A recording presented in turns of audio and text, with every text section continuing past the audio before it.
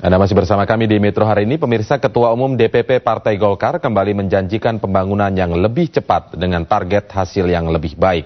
Janji ini diucapkan saat menyampaikan orasi politik pada kampanye terbuka Partai Golkar di Balikpapan, Kalimantan Timur dan di Sukoharjo, Jawa Tengah.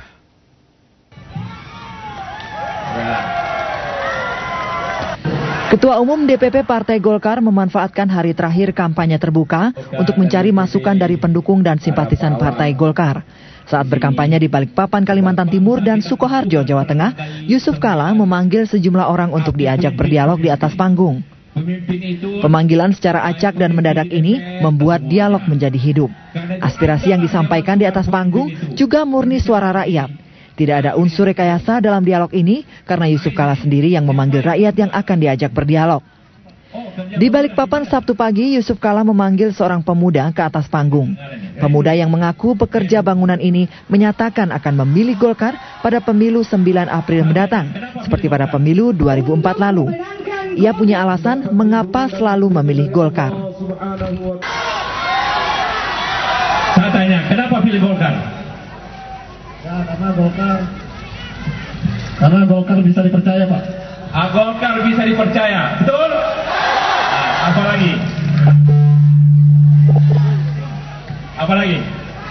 Ya, Golkar suatu kebanggaan bagi diri saya yang bisa membawa bangsa ini ke depan menuju kesuksesan untuk semua rakyat Indonesia.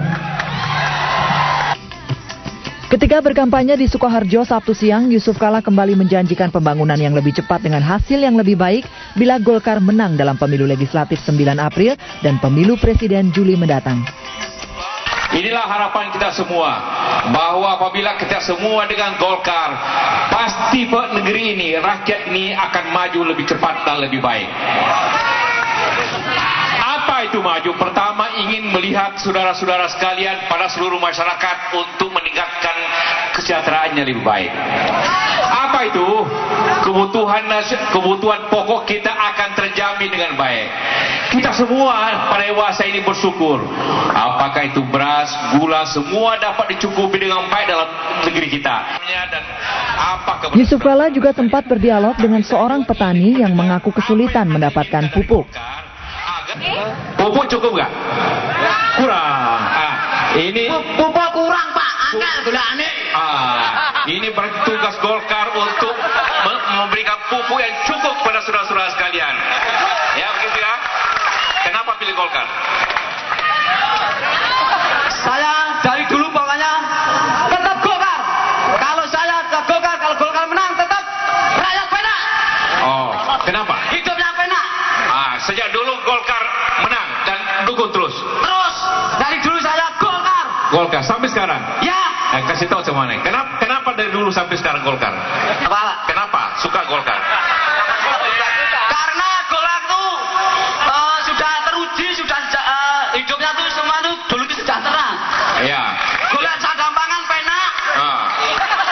Nyambut gawe niku blonjo-blonjo kayak penak, Pak, di sini niku.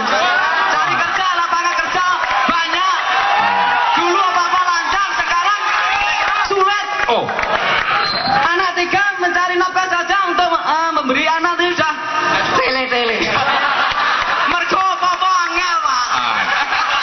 Jadi karena itu, di samping ada kemajuan, ada juga masih masalah yang perlu kita perbaiki. Karena itu Golkar akan selalu mendengarkan suara Sutardi yang merasa perlu kita tingkatkan pertanian. Karena itu Golkar akan menjamin harga padi cukup untuk semua petani dan pupuk untuk petani. Amin. Sehingga aman ya. Terima kasih, Pak. Begitu. Jadi bilang yang lain bahwa tetap pilih Golkar akan menjamin masalah.